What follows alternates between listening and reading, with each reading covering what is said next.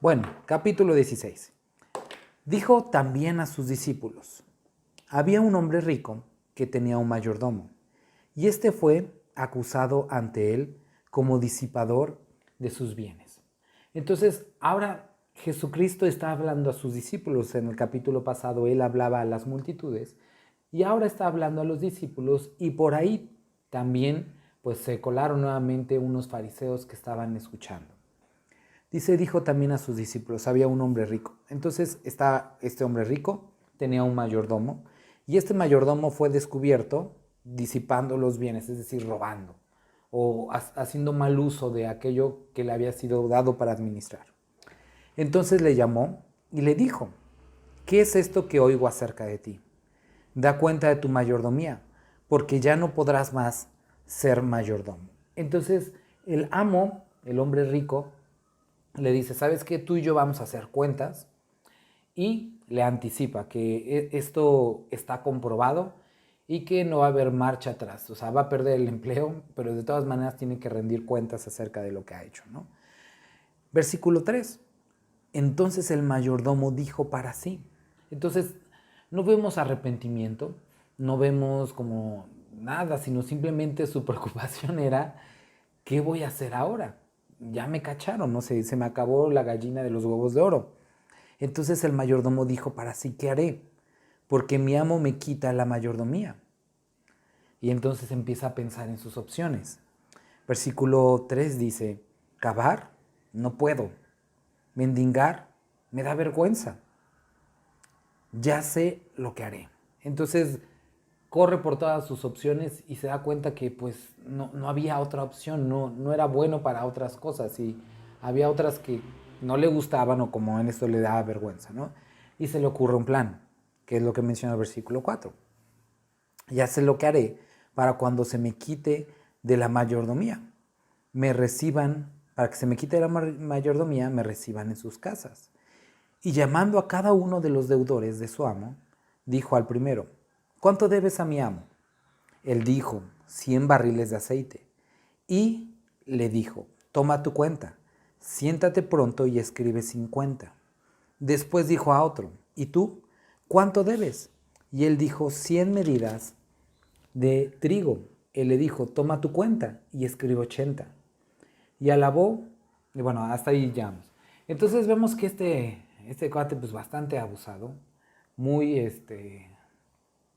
truculento, busca quedar bien con las personas que le debían a su amo.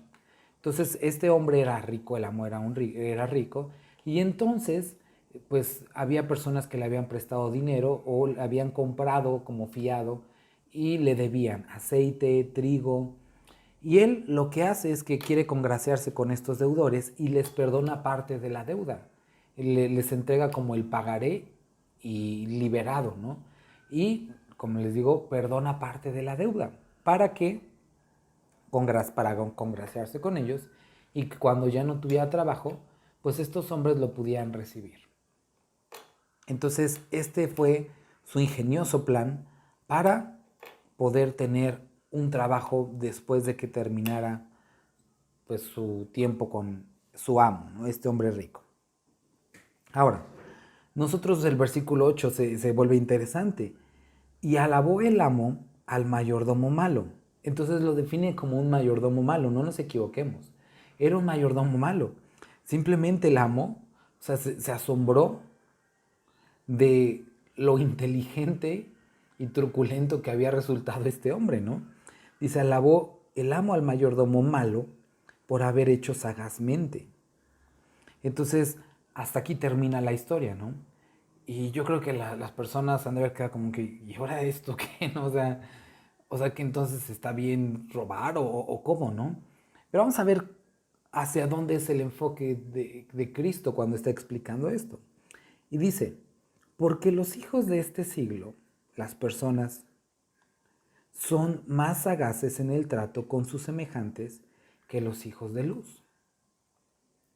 Y yo os digo, ganad amigos por medio de las riquezas injustas, para que cuando éstas falten, o reciban en las moradas eternas, ¿no? Y se vuelve mucho más complicado. Decimos, ¿cómo?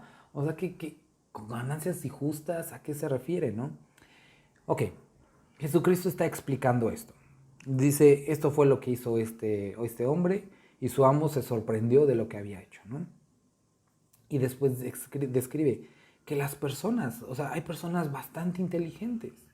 No sé si alguna vez te han dicho esto, has dicho esto a alguien, ¿no? Si usaras toda tu energía y tu inteligencia para el bien, lograrías grandes cosas. Porque hay personas que son muy inteligentes, pero lo utilizan para el mal y pues, roban y hacen todo eso. O sea, pero si usaran esa misma inteligencia en algo productivo, en algo provecho, serían muy efectivos, ¿no? También el día de hoy podemos encontrar a personas muy listas, sagaces como este mayordomo, ¿no? Hay personas que no con maldad, sino con muy poco han hecho mucho, ¿no? Lo podemos ver, por ejemplo, con esto que está de moda el día de hoy, ¿no? La nueva profesión de moda, que es ser youtuber, ¿no? Que las personas inician con un celular y una cuenta de Facebook o una cuenta de YouTube y entonces pasan meses y nada, graban contenido y contenido y contenido y obviamente, o sea, es trabajo, no digo que no, tiene su cosa complicada, pero vemos a personas que inician, como les digo, con una cuenta gratis de YouTube y un celular, ganando millones al año, ¿no?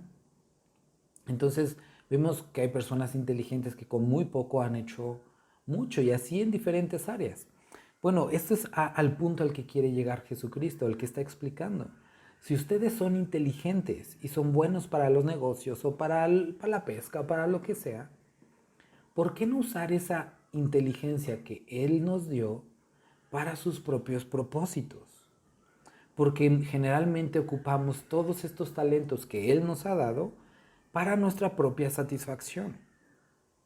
Y es entonces, en ese contexto, cuando Jesucristo dice, yo os digo, ganad amigos por medio de las riquezas injustas. No está hablando de dinero robado o cosas malas.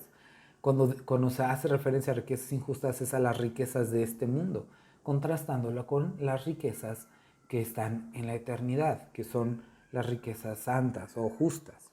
Entonces dice, ganad a personas para el Evangelio, cumplan el propósito, compartan de Dios, hablen y utilicen esto que tienen el día de hoy, estas riquezas, sea tu auto, sea tu casa, sea tus talentos, lo que tengas, úsalo para el provecho de la eternidad. Dice, para que cuando éstas falten, os reciban en las moradas eternas, para que cuando este mundo acabe, podamos o estemos en la eternidad. Ahora, no está diciendo que a través de esto ganamos el cielo. Lo sabemos, esto es a través de la fe en Cristo Jesús. Pero la enseñanza está aquí. Si somos inteligentes para muchas cosas, deberíamos ser inteligentes también a la hora de administrar nuestros recursos y darles un provecho eterno. Piensa, ¿no? O sea, está hablando de ser buenos administradores, hacer buen uso de nuestro dinero, ¿no? Si tú eres, por ejemplo, de los que cuando recibes tu sueldo te vas al mundo de 3 pesos y no tengo nada en contra de estos establecimientos, pero algunas o la mayor parte de estas cosas son artículos que se usan una sola vez y se destruyen, ¿no? O sea, no, no tienen mayor provecho. O sea, incluso muchas veces compras un juguetito para los niños y el trayecto a casa ya se destruyó, ¿no? Pero si tú lo usas, ese mismo dinero, aunque poquito, lo inviertes en algo que puede perdurar, pues sería un mucho mejor uso, serías un buen administrador. Es el mismo principio. Necesitamos pensar en lo eterno. Y esto es algo que como sociedad, y más la sociedad en la que estamos viviendo, no piensa futuro. Y ya no digamos pensar en la vejez, piensa en la eternidad. Que tus actos, que tus talentos, que tus recursos, tanto monetarios como inmuebles, produzcan, tengan un eco en la eternidad. ¿Cómo? ¿Cómo se hace esto? Ponlos al servicio del Señor. Ahora, No te estoy diciendo que los vendas, que simplemente dales un uso, que tengan eco en la eternidad. Ponlos para el uso del Señor. Y esto es algo que haríamos bien en replantear, ¿no? Conocí a una persona hace ya bastantes años, ¿no? Compró un auto nuevo y esta persona, su empleo quedaba pues más o menos a lo mejor como unos 10 kilómetros de su hogar, ¿no? Pero esta persona no iba a su empleo en el auto nuevo que había comprado. Tomaba todos los días el transporte público porque no quería que el auto se le gastara, ¿no? Y el auto, es más, ni siquiera lo usaba a veces fines de semana, nada, lo usaba cuando llegaba a salir de viaje, porque hasta eso no salía tanto de viaje, ¿no? Y pasan los años y hace poco veo el auto y sigue teniendo el mismo auto, impecable, ¿no? O sea, el carro está impecable porque pues no lo usa, ¿no? Uno lo usa muy de vez en cuando y sigue en algunas ocasiones viajando en transporte público al empleo, ¿no? Y nos ponemos a pensar, bueno, qué desuso para esto, ¿no? Un auto es para eso, para usarlo, pero a veces caemos en la misma actitud. Dios nos da cosas y en vez de utilizarlas para un uso eterno, las malbaratamos o desperdiciamos en este mundo. Pensemos en la eternidad.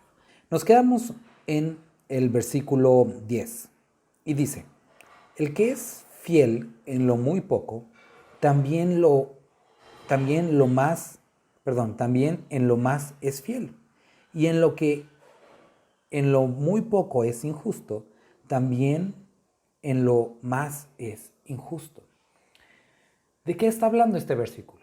Este versículo o estas palabras de Jesús, el dinero es considerado lo muy poco, es de lo que está hablando.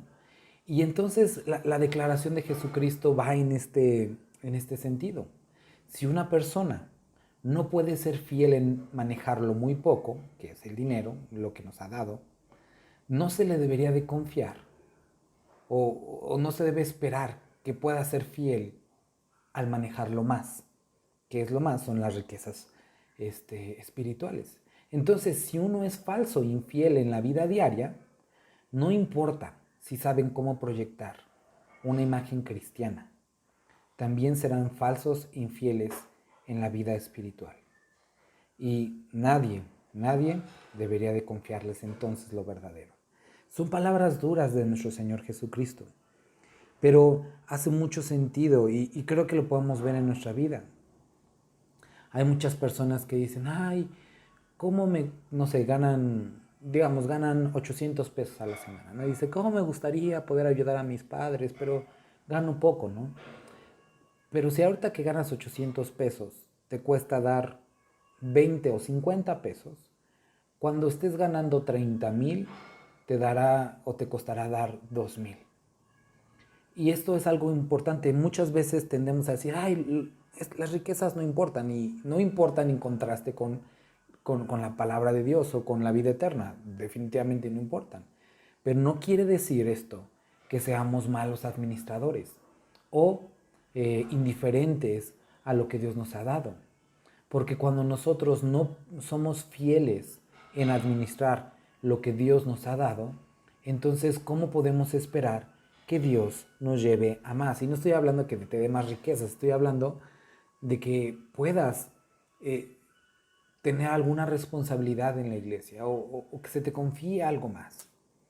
Y esto abarca en todo, o sea, muchas veces pensamos que es como, ay, en los dineros de la iglesia, pero, ¿sabes? Abarca en todo, o sea, abarca desde cómo traes tu auto, la limpieza de tu auto, la limpieza de tu casa, las deudas, el uso de tus tarjetas.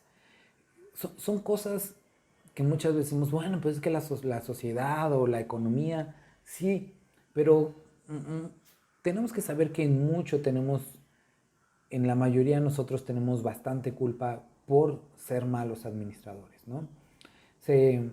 Leía de un estudio que se hizo hace unos años, ¿no? De cuál era la cantidad que según personas necesitaban para vivir bien, ¿no? Entonces se entrevistó primero a un sector y decía que para poder vivir bien, ellos decían que se necesitaban ganar 15,000 pesos, ¿no? Ahora, según ellos, con 15,000 pesos podrían vivir bien. Se entrevista a otro sector con un poder adquisitivo más alto y lo que ellos opinan que no se necesitan 15,000 pesos, sino se necesitan para vivir bien 40,000 pesos. Después se entrevista a otro sector con un poder adquisitivo mucho más alto y ellos decían que para vivir bien se necesitaba un sueldo alrededor de 80,000 pesos, ¿no? Y nos vamos a dar cuenta que las personas entre más ganan, más gastan. Y muchos de estos gastos son innecesarios. Son totalmente innecesarios. No sé si tú recuerdas cuando empezabas en tu empleo, cuando recibías tu primer cheque, decías, pues me saqué la lotería. O sea, pensabas todo lo que te comprabas, pero empiezas a ganar y después te das cuenta que ya no te alcanza y nunca te alcanza. Porque muchas veces compramos, gastamos, administrando mal nuestro dinero. Ahora, continúa este versículo y dice, pues si en las riquezas injustas no fuiste fieles, ¿quién os confiará lo verdadero? Ahora, obviamente,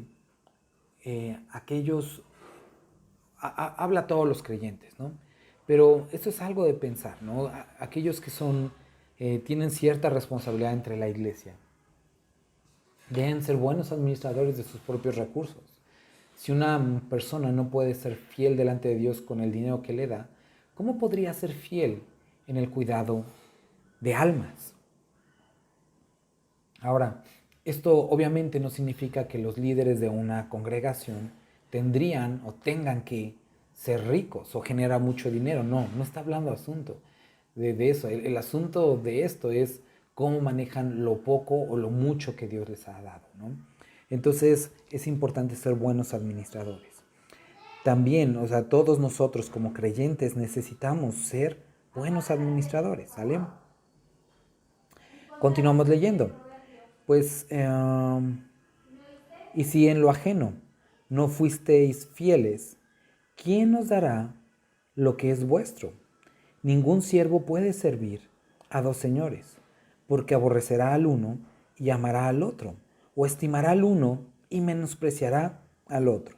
No podéis servir a Dios y a las riquezas. Ahora el versículo 12 es bastante profundo, porque nos dice, o sea, ¿cómo podría confiarse? ¿Cómo se te podría confiar algo que no es tuyo si lo que es tuyo no lo puedes administrar? Obviamente mucho menos lo que no sería tuyo. Entonces, esto es algo en lo que nosotros necesitamos pensar, porque el día de hoy circulan esta horrible doctrina de la prosperidad en la que se le enseña a las personas que lo más importante es el ganar, el tener, el prosperar. Y eso es basura. O sea, Dios Dios no enseñó jamás eso, ¿no? Ahora, en esta carrera horrible, muchas personas ven que el uso de este dinero es en lujos, es en vivir, satisfacer sus propios deseos, ¿no? Pero cuando vuelvo a repetir, no podemos ser fieles en lo que nosotros tenemos. ¿Cómo podríamos esperar ser fieles en lo que no nos pertenece, que son las almas de los demás? Entonces, tengamos cuidado con esto. Si nosotros aspiramos a una posición de servicio en la congregación o a poder ayudar a los demás, tenemos que empezar con lo poco que nosotros tenemos o lo que se nos ha dado. ¿Sale? Entonces, llega al versículo 13. Ningún siervo puede servir a dos señores, porque aborrecerá al uno y amará al otro, o estimará al uno y menospreciará al otro. Ahora, no, aquí Jesucristo lo está planteando en términos no de un empleo, sino de la esclavitud, ¿no? Sabemos, hoy hay personas que tienen hasta 3 trabajos, ¿no? Pero no está hablando de eso, está hablando de esclavitud. Y habla en ese tiempo, ¿no? Cuando la esclavitud era algo todavía bastante común, y decía, alguien que le pertenece a un amo no puede al mismo tiempo pertenecerle a otro amo. No es posible. Y entonces es cuando dice, no podéis servir a Dios y a las riquezas. Ahora, esto es algo que está presentando aquí Jesucristo. Es importante entender que está hablando acerca de dónde está tu corazón. Si tú le has entregado tu corazón a Cristo Jesús y Él es tu Señor y Salvador, sería ilógico pensar que al mismo tiempo le estuvieras entregando tu corazón al dinero y que Él fuera tu Señor. No se puede. Pero lo que sucede en muchas ocasiones es que hay personas que se dicen creyentes que nunca se han definido. Y esto se puede resolver, podemos saber a quién servimos, con el principio de tú harás sacrificios por tu Dios.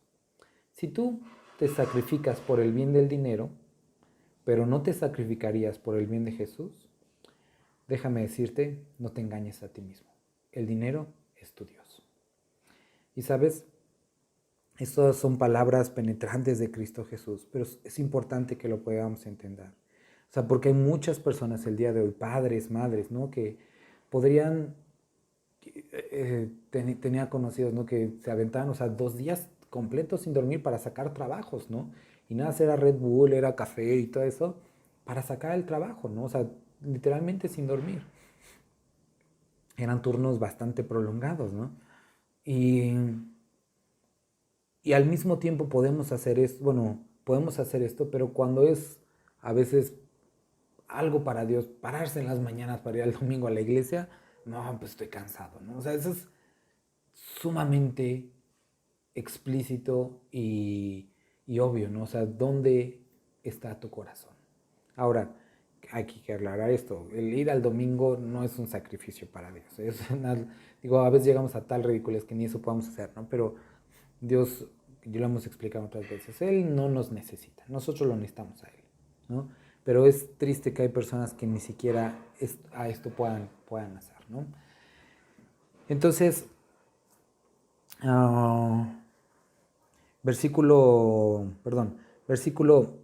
12 dice, 13, ningún siervo puede servir a dos señores, porque aborrecerá al uno y amará al otro, o estimará al uno y menospreciará al otro. No podéis servir a Dios y a las riquezas. Entonces, Jesucristo nos pone, decide, Dios o las riquezas. Y como creyentes ni siquiera debería de existir esa decisión, debería ser tan de decir, no, pues, o sea, Dios, ¿no? Obviamente. Pero el día de hoy, con tristeza, puedo ver que hay más y más denominados creyentes que piensan 2, 3 veces antes de tomar una decisión. Y en muchos casos, la decisión sigue y seguirá siendo el dinero. Y entonces es ahí, ese es su Salvador, ese es su Señor, y se hace verdad esta palabra. Vimos anteriormente en el versículo 12 y 13 que no podemos servir a Dios y al dinero. Entonces hay una decisión que se tiene que tomar y con tristeza, pues más y más hay personas que eligen el dinero que a Dios. Versículo 14, y oían también todas estas cosas los fariseos. Y aquí nos dice, están a Jesús hablando con sus discípulos, entonces están los fariseos ahí también decolados. Pero a diferencia de los discípulos que oían para querer aprender, ellos oían para criticar. Y la palabra de Dios nos describe cuál era la condición interna de estos hombres. En lo externo eran fariseos, eran hombres de la ley, eran hombres justos, eran hombres que cumplían cabalmente las indicaciones. Pero en el interior dice, oían también todas estas cosas los fariseos y dice que eran avaros y se burlaban de él. Entonces eran hombres avaros, hombres codiciosos, hombres insatisfechos que mostraban ese deseo desmedido por las cosas o más bien lo justificaban, ¿no? Pero en lo externo eran personas muy justas, pero en lo interno Dios no se engañaba. Él conocía, a él no lo pueden engañar, él conocía su corazón. Y estaban burlándose de Jesús. Entonces les dijo, vosotros sois los que os justificáis a vosotros mismos delante de los hombres, mas Dios conoce los corazones. Y esto es algo duro en contra de ellos. Les dice, ustedes se justifican a ustedes mismos. Podemos tener una gran sonrisa, ser pulcros por fuera, hablar bonito, sabernos versículos, pero Él conoce nuestros corazones. Él sabe quiénes somos. Delante de Él no podemos engañarlo. Para muchos, el que Dios conozca nuestro corazón es un consuelo. Para otros, es un gran problema, porque Él se da cuenta de lo horrible y desastroso que es nuestro corazón. Y sabes, tú puedes dar el día de hoy una imagen de piedad, ser el super cristiano. Pero recuerda, Dios conoce tu corazón y Él no toma a pecadores por justos ni a justos por pecadores. Entonces, Él les dice, ustedes son los que se justifican a vosotros mismos. Y eso no sirve, eso no vale. Porque lo que los hombres tienen por sublime delante de Dios es abominación. Ahora, Él está hablando acerca de las riquezas. Y esto es así una estocada, así daga al corazón de esta horrible doctrina de la prosperidad. Porque para lo que el hombre es sublime, para Dios es, aquí dice, abominación. Y el día de hoy vemos a una sociedad completa. Y bueno, los que están en el mundo es como normal, ¿no? Dices, bueno, esas son las cosas del mundo. O sea, así todo gira alrededor del dinero y de los bienes. Todo tiene que ver con la acumulación. Todo. Lo triste es que dentro del cristianismo se ha infiltrado esto y la gente eso piensa que es lo bueno, ¿no? Que en su congregación haya 3, 4 pantallas, que haya 6,000 sillas nuevas acoginadas, que haya aire acondicionado, un piso nuevo, luces. Pero para los hombres es como, wow, para Dios es abominación. Entonces, deberíamos de estar pensando en términos de Dios. ¿Qué es lo que Dios quiere? ¿Qué es lo que Dios busca? Ahora, quiero que puedas reflexionar. Si tú has sido engañado por esta onda de la prosperidad y eres creyente, si no eres creyente, lo primero que te diría es acepta a Cristo Jesús en tu corazón. Pero si eres creyente, piensa en esto, piensa en el ministerio de Jesucristo, que es nuestra regla, es nuestra norma. Ahora, ¿cuándo ves a Jesucristo haciendo una colecta de dinero? ¿Cuándo? Búscale y rebúscale porque no le vas a encontrar. ¿Cuándo a Jesucristo lo limitó el dinero? ¿Cuándo enseñó acerca de como prosperidad? ¿Cuándo? De hecho, enseñó lo contrario. O sea, él describió su ministerio como alguien que no tenía. Alguien que no tenía ni dónde recostar su cabeza. El dinero no fue la directriz en el ministerio de Jesucristo. Fue a hacer la voluntad del Padre, la obediencia. Y sabes, el día de hoy muchos lo han olvidado tristemente. No olvidemos cuál es el enfoque de Cristo Jesús, porque podríamos vernos o encontrarnos amando aquello que Dios detesta y detestando aquello que Él ha enseñado y vivió mientras estaba aquí. Ahí te lo dejo. Versículo 16. La ley y los profetas eran hasta Juan. Desde entonces el reino de Dios es anunciado y todos se esfuerzan por entrar en él. Pero más fácil es que pase el cielo y la tierra, que se frustre una tilde de la ley. Entonces, lo que nosotros encontramos aquí es, primero, él está describiendo lo que el día de hoy con un nombre más articulado es dispensación, ¿no? Son etapas o diferentes etapas en la relación de Dios con el ser humano, ¿no? Entonces, este periodo caracterizado por la ley y el acercamiento basado según la ley, menciona que terminó hasta Juan. Y desde entonces inicia otra etapa con la muerte de Jesucristo, con la crucifixión, que es la gracia. Pero dice, desde entonces el reino de Dios es anunciado.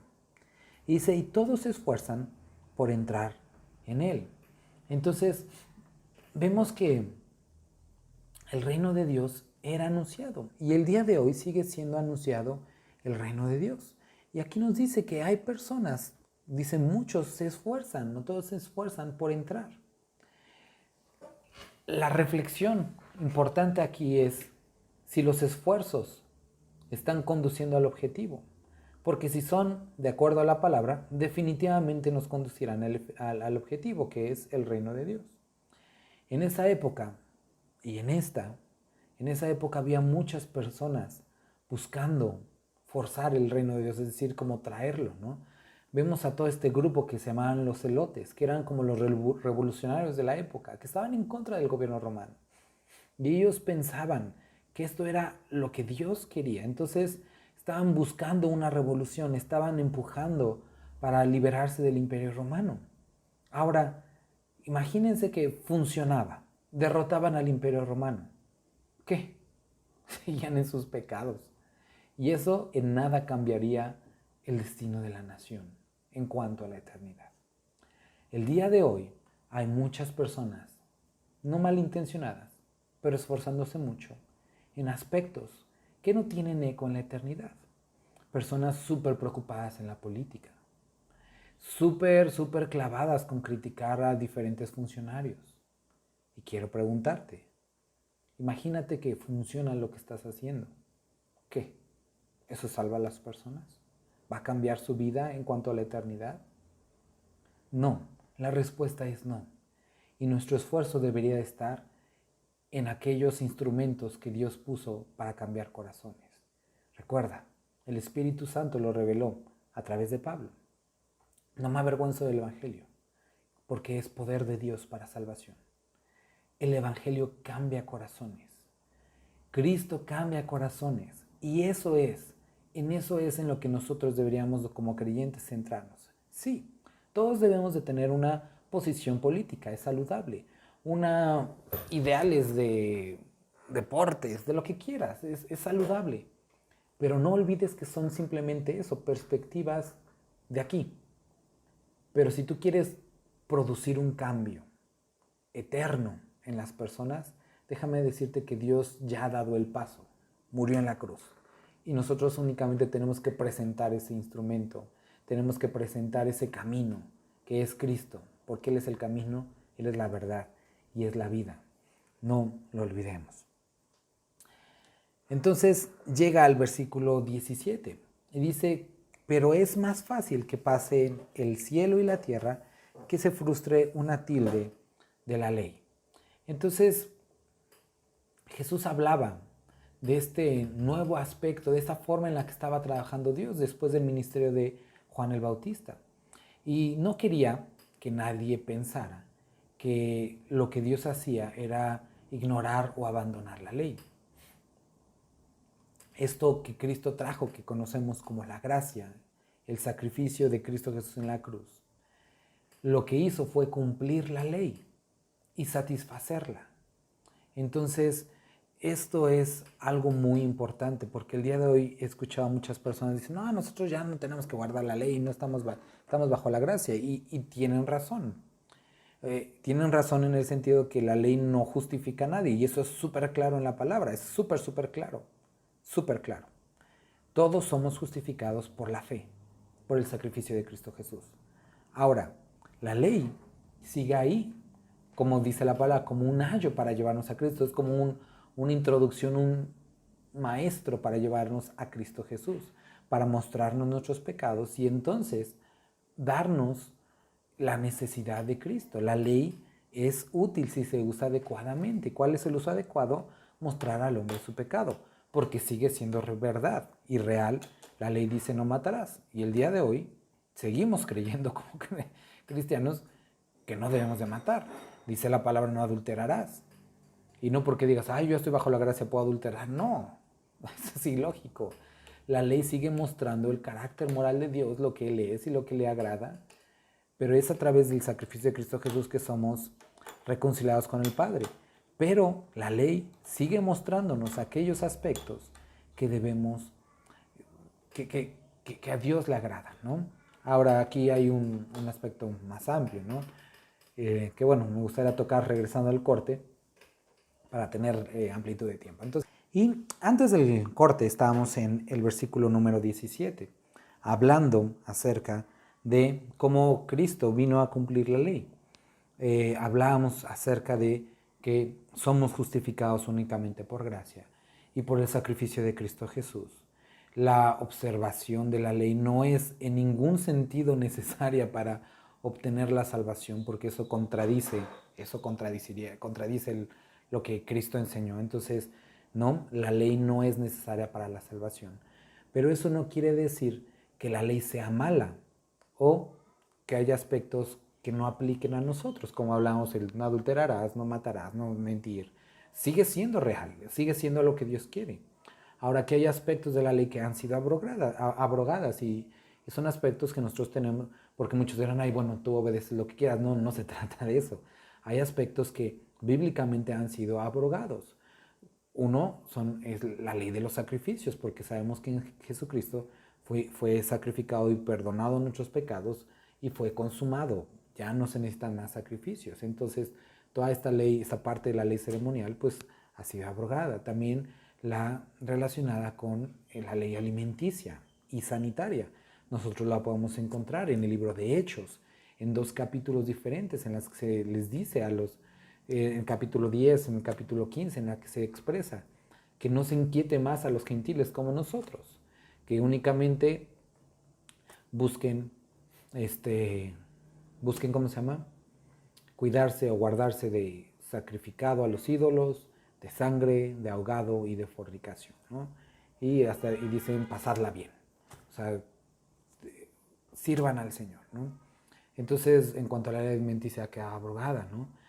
Pero, por ejemplo, en esto que nosotros conocemos como los 10 mandamientos, que es una porción como sintetizada de muchos mandamientos, nosotros podemos ver que siguen siendo vigentes, que sigue siendo algo que Dios agrada de nosotros, que Cristo lo resumió aún más.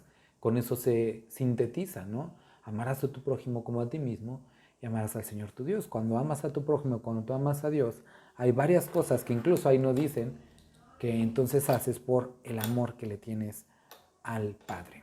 ¿Sale? Bueno, hasta ahí. Versículo 18. Y este tema, bueno, creo que también nos vamos a quedar a la mitad y lo retomaremos la próxima semana porque es un tema importante. Hoy quiero que veamos una pequeña introducción. Jesucristo enseña acerca del divorcio, algo tan común el día de hoy. Incluso ya es visto como una opción como normal, ¿no? Es tan común tristemente, pero bueno. Todo el que repudia a su mujer y se casa con otra, adultera. Y el que se casa con la repudiada del marido, adultera. Y aquí en el capítulo 16 de Lucas, nosotros vemos, totalmente abreviado